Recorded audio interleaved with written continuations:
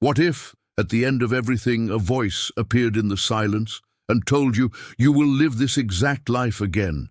Every second, every breath, every regret, every joy, not once, but infinitely.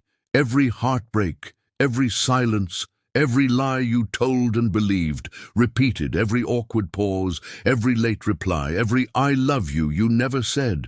The same people, the same mornings, the same patterns, the same doubts you never answered, the same fears you never faced. Not just once more, but again and again, forever.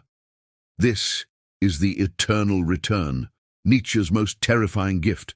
Not a threat, not a promise, but a test of your life's weight, a mirror of its meaning.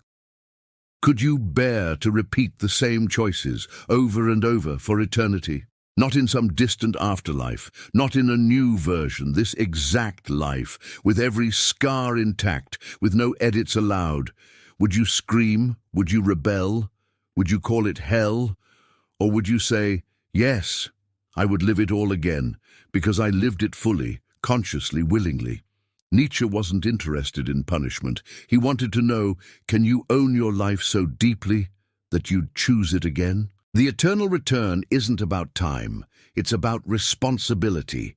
It's not cosmic, it's existential. It asks, have you lived in a way that justifies your existence? Not once, but infinitely. Do your days deserve repetition? Does your routine withstand eternity? Or are you sleepwalking through borrowed time, praying this version of yourself expires quietly? Nietzsche knew most people lived with borrowed convictions, that we make choices as if they're temporary, reversible, optional. But the eternal return says there are no throwaway moments. That text you didn't answer, that kindness you withheld, that excuse you gave yourself one more time, you don't just live with it, you return to it, over and over and over. Would you still choose what you're choosing now if you had to do it again, forever? The test isn't moral, it's metaphysical. It's not about being good, it's about being awake. Nietzsche said, become who you are, not who others want, not who trends dictate, but who you are when no one was watching and you know there was no escape. Could you love your life if it were looped forever? Could you face yourself knowing this is it, again and again?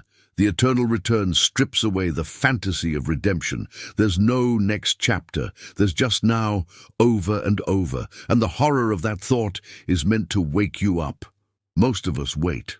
Wait for the perfect moment, the clean slate, the real life to begin. But what if this is it? What if this is the real thing, and it will be your only thing, repeated into the void?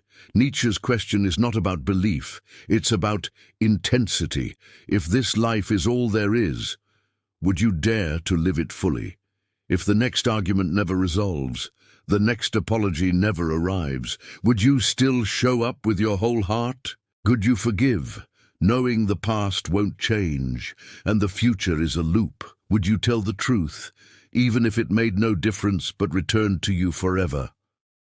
Could you still choose courage over comfort, knowing you'll have to choose it again tomorrow? Could you love without safety?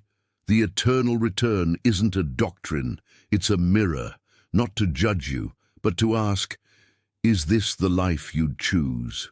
And if not, why are you still choosing it now? We treat time like credit, as if we'll pay it later. But Nietzsche reminds us, later is just again. Again is all we get. So ask yourself, if every day returned like a wave, would you swim or would you drown? If every word echoed through eternity, would you still speak the way you do? If every silence repeated, would you finally say what matters? Would you chase what ignites you, or keep shrinking into what numbs you? Would you finally stop asking for permission to live a life worth repeating? Nietzsche doesn't tell us what to do. He just turns off the lights and leaves us alone with the echo of our own choices. Because if you can stare into the abyss of forever and say yes to this exact life, then maybe, finally, you're really alive.